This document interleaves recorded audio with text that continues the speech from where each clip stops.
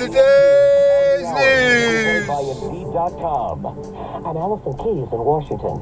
President Biden says the U.S. stands ready to help Morocco after a 6.8 magnitude earthquake hit, killing more than 1,000 people.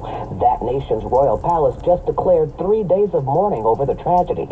This Canadian tourist is in Marrakesh and shot video of the damage around her. There's no official guidance coming from anywhere that we've received. We don't know what to do next. Some people are starting to make their way to Medina and see their shops. There's damage everywhere. Some people are opening their businesses and trying to get on with their days. Nobody knows if there's more aftershocks coming. The G20 summit in India is very busy for President Biden, who has a huge agenda. Part of it is trying to diminish the global influence of China. CBS's Ed O'Keefe is traveling with him. He headed first to the Prime Minister's residence for meetings there.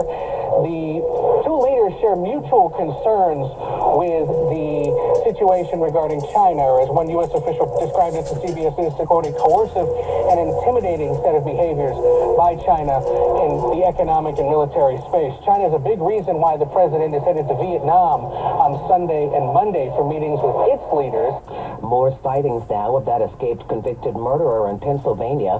Law enforcement officials are telling residents to make sure their sheds and garages are secure. The escape of convicted murderer Danilo Cavalcante is the only thing on the minds of many neighbors around the search area. The guy's got to be dehydrated. I mean, the only water source is the Brandywine River, and I'm surprised he's not sick by now. State Police Lieutenant Colonel George Bivens says there were 2 confirmed sightings of the fugitive on Friday, and he's confident Cavalcante will soon be found. We have been taking a very methodical approach to this whole search. But despite reassurances from police, neighbor Stacy Crossley is worried. It's scary because I have 2 kids. I don't think he'll go after any kids, but I don't know. He's crazy. Hadass Kuznets for CBS News, Kennett Square, Pennsylvania.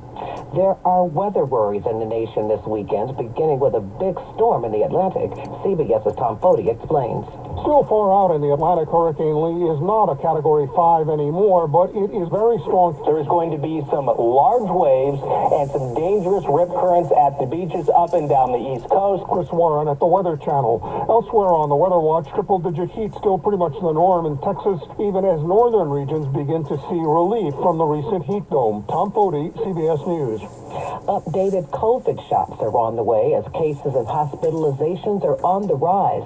Medical experts say the vaccines will be here in time to pair with flu shots and the first injections against RSV for the elderly and pregnant women. This is CBS News. Well, that's today's news. Today's news. I didn't hear any good news, did you? I didn't think so. I guess it's all about perspective. The glass is half full. Well, as always, I want to thank you again for coming along with me on these Dash Cam News adventures. You know the drill.